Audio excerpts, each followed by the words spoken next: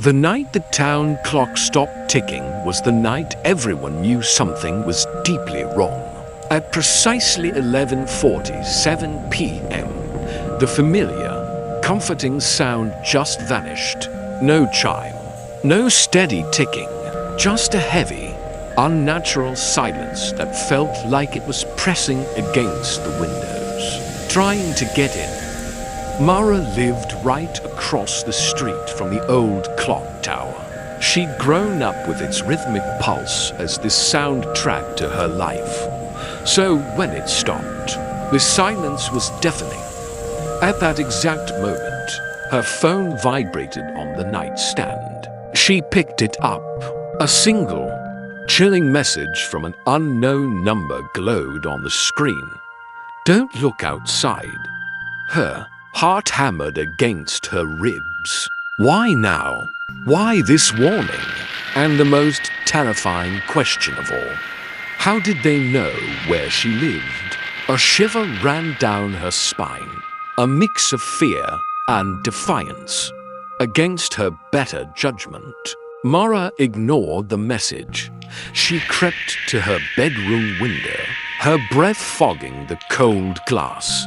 She peered out into the deserted street. The single streetlight that illuminated the town square flickered erratically, casting long, dancing shadows.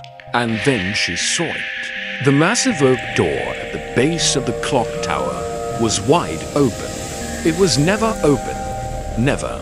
It was a rule, an unspoken law of the town. As her eyes adjusted to the gloom, she saw movement inside the dark archway. A shadowy figure was climbing the spiral staircase, carrying something long and metallic that glinted in the flickering light. Her phone buzzed again, making her jump. Another message from the same unknown number. "If the clock strikes midnight, it's too late." Too late for what? The words echoed in her mind, a knot of dread tightening in her stomach. Who was this person?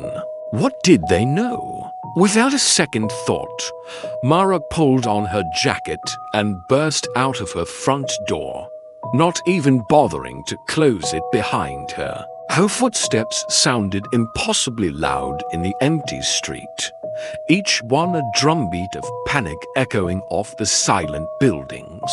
She ran across the cobblestones and into the gaping maw of the tower. The air inside was thick and cold, smelling of ancient rust, damp stone, and machine oil. Her heart pounded a frantic rhythm in her ears as she began to climb the winding stone steps, her hand trailing along the cold, rough wall for support.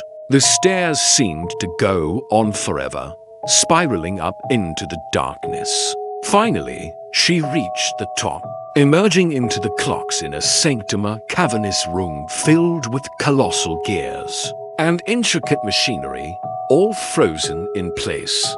And there, standing beside the enormous, silent mechanism, was a man. He was holding a heavy sledgehammer, his knuckles white.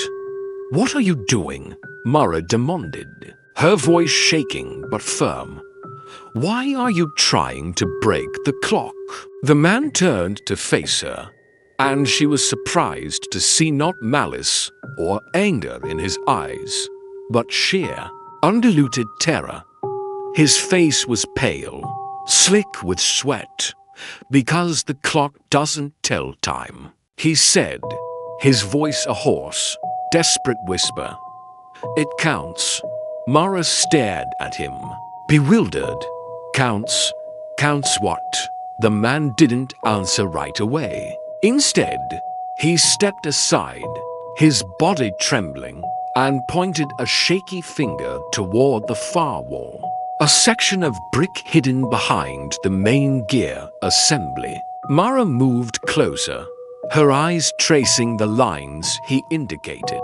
Scratched crudely into the stone, almost hidden by shadows, were names, hundreds of them, and next to each name, a date. The dates were all different, spanning decades, centuries even. She recognized some of the names' families who had lived in the town for generations. Underneath the last name on the list, a new date was being etched, as if by an invisible hand. Tonight's date. This town, it was built on borrowed time. The man whispered, his voice cracking. We made a deal, a long, long time ago. Prosperity, peace, in exchange for a price. Every midnight, when the clock strikes 12, it takes someone.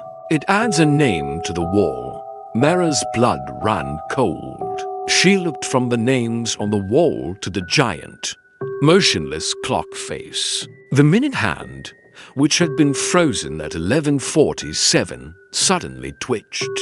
It jumped forward a notch, then another. It was almost midnight. Without thinking, pure adrenaline taking over, Mara lunged forward.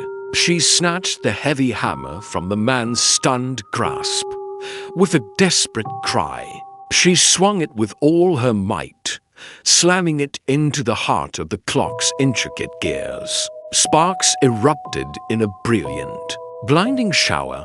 A deafening shriek of tortured metal tore through the silence as the gears ground against each other, protesting the violation. The entire tower shuddered, and for a terrifying moment, Mara thought the whole structure would come crashing down around them. And then, with one final, convulsive groan, the mechanism shattered. The clock, the curse, the countdown, it all stopped. Forever. The man beside her let out a long, shuddering breath, a sound of pure, unadulterated relief.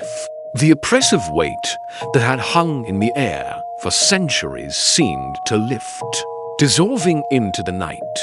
The next morning, the town woke to a strange, new silence.